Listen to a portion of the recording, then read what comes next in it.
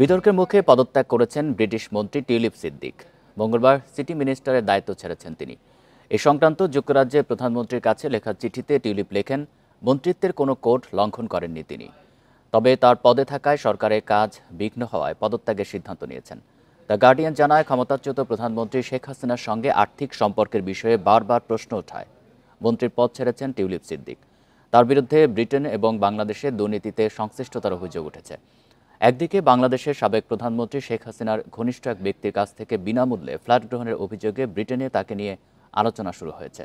অন্যদিকে রাশিয়ার অর্থায়নে নির্মিত পারমাণবিক বিদ্যুৎ কেন্দ্র রূপপুর পাওয়ার প্ল্যান্ট প্রকল্প থেকে অর্থ সরানোর অভিযোগে তদন্ত শুরু হয়েছে বাংলাদেশে। এ নিয়ে আরও জানবো সহকর্মী আদিলুর রহমানের কাছ থেকে। বার্তাকক্ষ থেকে যোগ দিচ্ছেন তিনি। আদিলুর, কি দুর্নীতির অভিযোগ ছিল টিউলিপের বিরুদ্ধে? পদত্যাগের বিষয়ে তিনি কি বলেছেন? দেখুন, গত কয়েকদিন ধরেই টিউলিপ সিদ্দিকী কিন্তু আসলে আলোচনায়, শুধুমাত্র বাংলাদেশি গণমাধ্যমে আলোচনায় নয়, ব্রিটিশ যে গণমাধ্যমগুলো আছে বা আন্তর্জাতিক যে গণমাধ্যমগুলো আছে সেই গণমাধ্যমেও টিউলিপ সিদ্দিকী কিন্তু আসলে সমানভাবে দেখা গেছে যে আলোচনার মধ্যেই ছিলেন।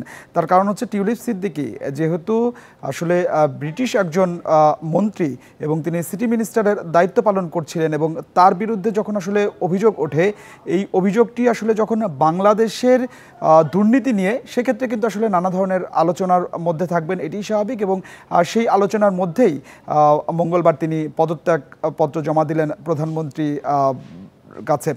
তবে এখানে আপনাকে কয়েকটি বিষয় আসলে বলে রাখি যে টিউলিপ সিদ্দিকীর বিরুদ্ধে যেসব দুর্নীতির অভিযোগ উঠেছে তার মধ্যে অন্যতম একটি অভিযোগ রয়েছে যে টিউলিপ সিদ্দিকী লন্ডনের একজন ব্যবসায়ীর কাছ থেকে তিনি একটি ফ্ল্যাট নিয়েছেন, এমন দুর্নীতির অভিযোগ তার বিরুদ্ধে উঠেছে। এবং একই সাথে অভিযোগ উঠেছে যে রাশিয়ার সঙ্গে যে পারমাণবিক যে বিদ্যুৎ কেন্দ্র রয়েছে, সেই বিদ্যুৎ কেন্দ্রের যখন চুক্তি হয়েছে, সেই চুক্তির সঙ্গেও এই টিউলিপ সিদ্দিক জড়িত।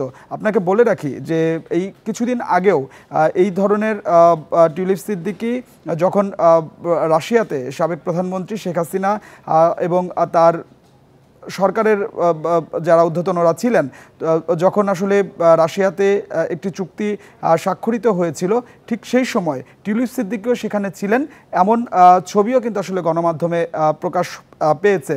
এরই মধ্যে টিউলিপ সিদ্দিকীর বিরুদ্ধে দুদকের মামলাও হয়েছে। আপনি নিশ্চয়ই এরই মধ্যে অবগত আছেন যে পূর্বাচলে যে প্লট বরাদ্দ হয়েছে, সেই প্লট বরাদ্দে অনিয়মের জন্য সাবেক প্রধানমন্ত্রী শেখ হাসিনা, শেখ রেহেনা সহ টিউলিপ সিদ্দিকীর বিরুদ্ধে আসলে এই যে দুদক যে মামলা, সেই মামলাটি আসলে দায়ের করেছে। তো এই ধরনের যে দুর্নীতির যে অভিযোগগুলো, সেই অভিযোগগুলো অনেক দিন ধরেই তার বিরুদ্ধে উঠছিল, বিভিন্ন গণমাধ্যমে তার বিরুদ্ধে সংবাদ প্রকাশিত হচ্ছিল। এবং এরই মধ্যে যে বিরোধী দলীয় যে পার্টি, কনজারভেটিভ পার্টি ব্রিটিশের, সেই কনজারভেটিভ পার্টিও কিন্তু টিউলিপ সিদ্দিকীর পদত্যাগ তারা দাবি করেছিলেন, যে যেহেতু টিউলিপ সিদ্দিকীর বিরুদ্ধে দুর্নীতির অভিযোগ রয়েছে, সেহেতু আসলে তার পদত্যাগ করা উচিত। এই নানা ধরনের যে আলোচনা, এর মধ্যেই আসলে টিউলিপ সিদ্দিকী পদত্যাগ এসবের কারণেই করেছেন, এমনটি কিন্তু আসলে ধারণা করা হচ্ছে। তবে এই জায়গায় আমি আপনাকে একটু বলে রাখি যে যখন তার বিরুদ্ধে প্রথম দুর্নীতির অভিযোগ উঠেছে, তারপরে সেটি আসলে তদন্তের জন্য একজন উপদেষ্টাকে দায়িত্ব দেওয়া হয়েছিল। তবে সেই উপদেষ্টা তার যে দায়িত্ব পালন করেছেন এবং তিনি যে তদন্ত করেছেন, সেই তদন্তে টিউলিপ সিদ্দিকীর যে অনিয়ম বা দুর্নীতির কোনো প্রমাণ পাননি, এটি কিন্তু তিনি ব্রিটিশ প্রধানমন্ত্রী স্টারমারের কাছে তিনি জানিয়েছেন। এবং আজকে যখন এই টিউলিপ সিদ্দিকী তার পদত্যাগপত্রটি আসলে জমা দিয়েছেন, এরপরে প্রধানমন্ত্রী স্টারমার তিনি কিন্তু আসলে টিউলিপ সিদ্দিকীর উদ্দেশ্যে বলেছেন, যেটি আন্তর্জাতিক যে গণমাধ্যম, সেই গণমাধ্যমের সংবাদ অনুযায়ী আসলে যদি আমরা বলি, সেখানে ব্রিটিশ প্রধানমন্ত্রী বলেছেন যে টিউলিপ সিদ্দিকী তুমি আসলে এই যেহেতু আসলে প্রধানমন্ত্রীর সঙ্গে তার সম্পর্ক ছিল, সেক্ষেত্রে আসলে আরও বেশি সচেতন হওয়ার দরকার ছিল, যেহেতু টিউলিপ সিদ্দিকী ব্রিটিশ একজন মন্ত্রী, এবং সেক্ষেত্রে সাবেক যে প্রধানমন্ত্রী সেই প্রধানমন্ত্রীকে তিনি আসলে পরামর্শ দিতে পারতেন এইসব দুর্নীতির ব্যাপারে, যাতে আসলে কোনো ধরনের কোনো অভিযোগ না ওঠে। তো এইসব সব কিছু মিলিয়েই আসলে টিউলিপ সিদ্দিকীর যে কয়েকদিন ধরে যে আলোচনা চলছিল, সেই আলোচনার মধ্যেই আজকে টিউলিপ সিদ্দিকী পদত্যাগ করলেন।